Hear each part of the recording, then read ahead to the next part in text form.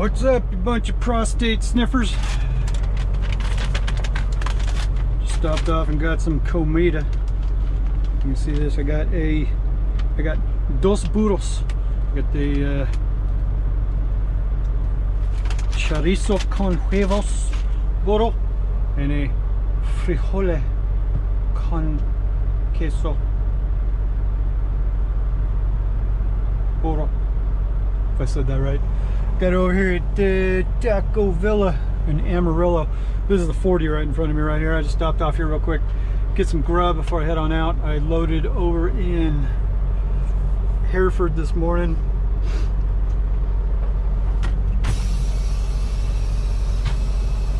Went to Love's, just waited. I was actually videoing all that, but the video didn't come out. So I was like, all right, I was gonna explain my whole situation anyway. Give you an update on the truck and what's been going on. Come on, hooker, move it.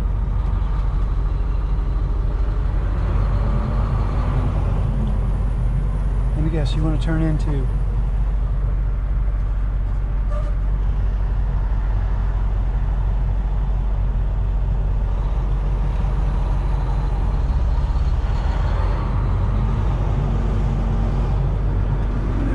This turnout might be a little bit narrow.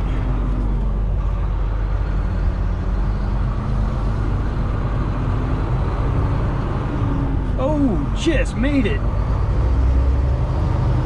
So where are we at though? Talking about the truck. I saw a comment on this last little conspiracy theory video I put up. I got a little bit of mixed heat. Some people not liking my opinions or showing stuff like that. Stick to trucking. It happens every time you ever bring anything up a little bit controversial that you may have an opinion about. That we're all people and we have opinions, and all of yours stink, but mine matters. So you can all just suck it. How dare you? So the past couple months, truck's been in the shop. We just hit our 2-month mark of the truck being in the shop. What has happened with the truck? Well, initially it was just slow going. We were looking for parts. We needed a wiring harness and sensors and stuff, and parts were on backup. There is a critical backup on parts because of supply chain shortages and manufacturing shortages and stuff. So we had a little bit of a dilemma getting the wiring harness. As soon as we got that worked out, it came in, got it all hooked up. As soon as I got it hooked up, most everything was good. I was still getting a high fuel temperature sensor warning. I was throwing a code about that. I couldn't get that one figured out, and it had already been so long. It had been shit. Come on, dickhead.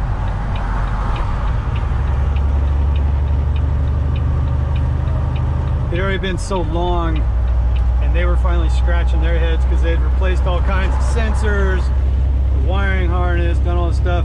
And then I had a whole bunch of like just nickel and dime work that needed to be done. I want to get new mud flap hangers put on it, some new filters, in-cab air filter, put that in there. What else? A few other things. Anyway,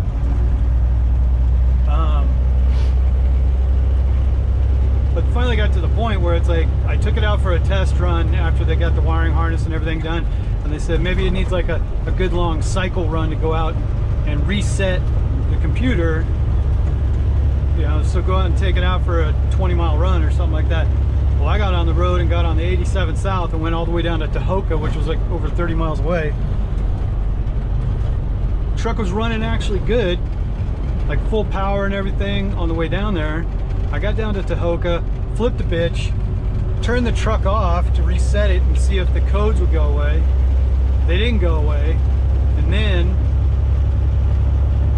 I restarted it and started coming back to Lubbock, and the throttle lost all of its power. You know, it was just real weak. God, I can't wait to get out of this truck. So, shut the hell up. So, oh Jesus fucking Christ with this thing. Still, totally off the throttle, doing 55, drawing away from this guy, and it still just keeps beeping. Anyway,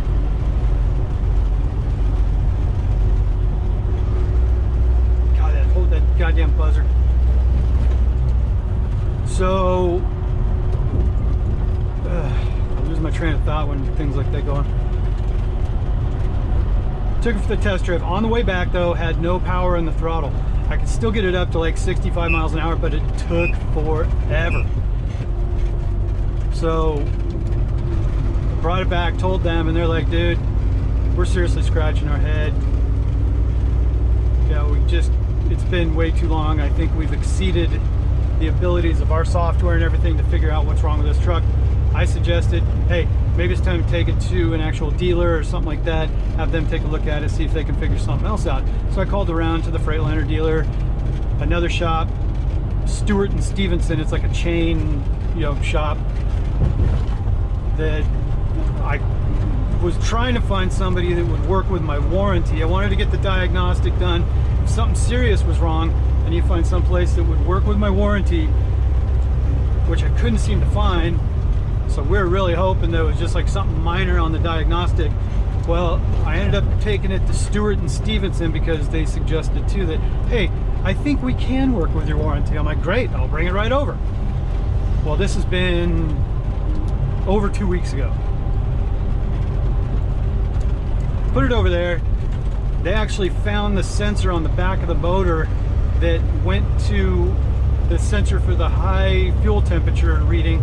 They changed that out, cleared the code, took it out for a test run, but they encountered the same problem of the throttle being real weak, right? So they said, hey, let's go ahead and check this out some more. All right. Well, they started digging into the fuel system. Come to find, they called me up, and just like my balls just dropped. I was like, oh. They told me the entire fuel system was totally plugged up with metal shavings. They pulled the fuel filter off, started sticking magnets down the lines and everything, and they sent me pictures. I'll put the pictures up and a picture of the estimate that they pulled the magnet, like an extended magnet. They stuck it down in the lines there, and they're pulling up a disco ball of metal shavings everywhere. The further they tore it apart, all the fuel lines, all the filters, the fuel pump, even the fuel tanks had metal shavings in it. So they gave me an estimate for just over $16,000. All the parts, all the labor, new pumps, filters, lines, fuel tanks cleaned, complete purge of the system, plus all new injectors for $16,000 and change, like $16,300, I think. So how would you like to go see the school counselor? How would you like to suck my balls? What did you say? I'm sorry. Actually, what I said was, how would you like to suck my balls, Mr. Darcy? Holy shit, dude. So they took all the pictures, made all the reports, they submitted it to NTP, my warranty place. I was kind of on the fence, half expecting that NTP was going to come back and, oh, we don't cover that, even though I have their full boat warranty, like bumper to bumper of every part on that truck should be covered. I was almost half expecting they were going to come back and say no, we were going to like have to dump the truck, be out of business, and just be screwed, right? Well, they come back that they approved over $13,000 of repairs. They just didn't pay for some of the labor. So we were on the hook for a $500 deductible for the warranty, plus we needed to cover out of pocket $2,206. So we were kind of tight for the cash, so the boss man helped us out and gave us an advance to go down and pay that. So now it's Thursday, August 5th. The truck is expected to be done on this coming Monday. So they're just waiting on, like, they had all the parts and they're doing all the repairs. They're waiting for the fuel tanks to come back from being cleaned. Then they're gonna have it all back together. I guess they're gonna have to put some fuel back in it. I lose all my fuel for this job too, I guess. But put it all back together, put some fuel in it, which I'm sure they'll charge me for. And prime the whole system, run it, take it out for some test drives, do the diagnostic again and make sure everything's cool. So if everything goes smoothly by, say, Monday, hopefully I'll get back home, because right now I'm going from Texas, Springfield, Missouri, getting reloaded right there at the same place, going to, and then I got 2 drops, one down to Dallas and one back to Lubbock, where I should be able to wrap up. Hopefully on Sunday I'll be back. I can be there Monday if they need me to come pick up the truck if it's done. Scribble on the paperwork, thank you very much, and then I take it out for my own runs. And then the boss man was talking about it, put me on some short runs as soon as we get the truck ready to go out and just kind of bounce around short regional in case anything goes wrong with it right away. We can find that out, get it diagnosed again, and get back out. But by the looks of it, like I'm kind of getting like a little mini rebuild on this chunk of junk. So hopefully it's running real straight after this, because everything else was fine with the truck. It's just we ran into this whole problem. So good times. So that's where we're at. Wait until Monday, see if I can get the truck back. So sorry we haven't been making any vids. I guess the past few weeks, as things have been coming down, I've been stressed out. Selena, I was just home for a night yesterday or whatever before I left out for this, and even Selena had said, she's like, man, you're not looking good. And I was like, huh? She's like, no, like in the past couple 3 weeks, it looks like you lost a lot of weight. Have you weighed yourself? I don't know, because I'm already like 175, you know, I'm already pretty thin. And she says I was looking pretty gaunt, you know, just I guess stress and just the past couple months just weighing heavily on my mind, I guess. And because we're really looking at the options of having to dump this truck, and what are we going to do then, and I'm going to have to be a company driver again and all this kind of stuff forever, try and go find another truck or something later on. I'm just really happy that NTP held up their end of the bargain of honoring their warranty and taking care of it. And now we got a place that we can use the warranty and we're already in with, so every time something comes up with this truck, it can go right back to that shop and be able to use the warranty. So yay. I guess that was about it. So on that note too, though, as soon as I get the truck back, I want to start making regular videos again, just showing all of my exploits out here. I'll be going all kinds of different places now and shit, so everything will be better. Truck gets running within 1 or 2 settlements. I mean, shit. Crazy thing is, I added up the past month I did, even though I've been running this dude's truck for 70 cents a mile as a company wage, which still isn't bad money considering, but I was adding up my gross revenue for the month of July and the last few days of June. My gross revenue, not the money I would have made as an owner, but the gross revenue would have been, I made $49,050 revenue for 1 month and 4 days. And I was home 8 days out of the month. And I would have grossed over $49,000. I mean, that's just stupid money for a solo. I would have taken home 70% of that. I think the math I was doing was like 36 or 37,000 bucks. I would have netted around 37,000 bucks, I think, or something like that. I would have taken home, after fuel, truck payment, insurance deductions, whatever, I would have taken home for 1 month around $26,000 in the bank after I paid for everything. I mean, if that's not some shit kicking money, I don't know what is. For a solo especially. That's the money Selena and I used to take home while we were running full-time team. So the rates are great. Hopefully I get this truck on the road pretty quick and we can start banging out some of that money again and get back on top of it.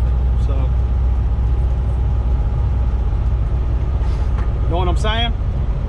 I mean, it's just crazy money though. Hopefully the rates sustain themselves for a long time. By the way all the market reports are coming out and everything, aside from some leveling off and all this kind of stuff, but with the inflation and shortages and all this kind of stuff, driver shortage, equipment shortages, because nobody's at work, there's no mechanics, everybody's hard up on parts, they're looking at like the next 3 to 4 years potentially of rates staying elevated because there's going to be shortages of equipment, shortage of drivers. It's going to be high demand for truck fulfillment, especially in food and reefers because shelves are empty and stuff. We need that food, we need that food. So hopefully we can see the next few years of just banging it out and making great money. So anyway, on that note, I'll leave this video at that. I'm going to post this one on its own without any road exploits today. Just keep you up on the truck, getting it back on Monday. Everything's paid for, get it back moving. And I didn't have to e-beg. I didn't have to come on here and go, can somebody send me some money because I want to pay for sex toys and blow. So, you know what I mean? Taco Villa has some really good iced tea too. Not sweet tea, I don't get sweet tea. Unsweet tea, I use a little lemon and sweeten low. Try to stay away from that sugar if I can. So, anywho, good times. Looks like all is going to be good in the hood here in a minute. Get back moving, get back making some good money, pull our asses out of the mud. What I gotta say that? So, alright, so we'll check back on that. Heading to Springfield, Missouri right now, so we'll check back out. With turquoise and real diamonds.